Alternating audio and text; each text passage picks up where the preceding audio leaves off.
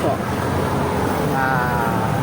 Alam niyo na ba kung sino nanalong kapitan sa mga barangay ninyo? For sure, alam niyo na yan. Inaantay niyo yan. Sa lahat po ng mga nanalong kagawad, kapitan, SK chairman, SK kagawad, congratulations po sa inyo lahat. Sana po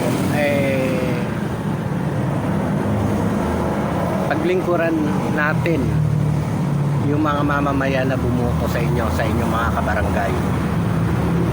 Okay? At sa mga natalo, masakit man, pero ganun talaga ang buhay. Kahit sa anong laban, may nananalo, may natatalo.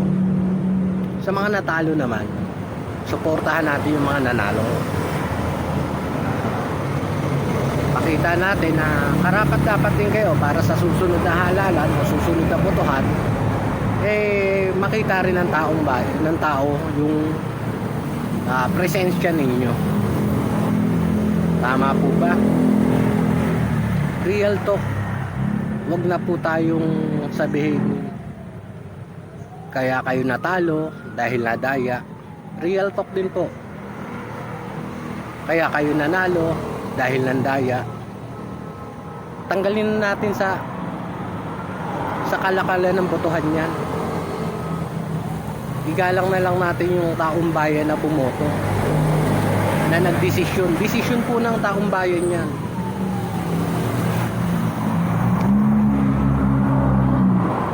Taong bayan pa rin naman makikinabang.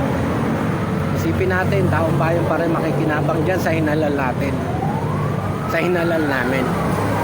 Kami pa rin ang makikinabang para sa inyo dahil nakaupo kayo, dahil kami pa rin naman paglilingkuran ninyo. Tama po ba o mali? Tama, di ba? Gawin na lang po natin yung kaya nating gawin, saka yung nararapat nating gawin sa mga nasasakupan natin. Kung ano problema sa barangay, pag-usapan. Kung gusto yung mga kandidatong matalo, kung gustong tumulong, tulungan yung nakaupo. Ganun lang. Walang samaan ng loob. Sportsmanship ang kailangan natin. Tulungan, teamwork. Hindi naman kailangan na mag-away kayo ng mag-away, magtalo kayo ng magtalo sa social media o sa barangay ninyo. Ang kailangan namin yung leader na mamumuno, na igagay ang barangay, ang mga tao sa tama. Kung may mali yung mga nakaupo ngayon, may maling nagawa, public servant po sila, pwede nyo po silang sitahin. Sa mga public servant naman, mga kagawad, sa kapitan, huwag po nating abusuhin. Porkit nakaupo na tayo, binoto tayo, huwag natin abusuhin.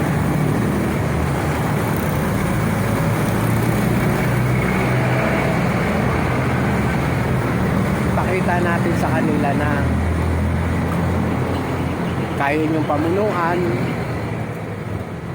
ang barangay na nasasakupan at kaya niyong ibigay ang kahilingan ng barangay na nasasakupan, ang pangangailangan ng mga barangay na nasasakupan.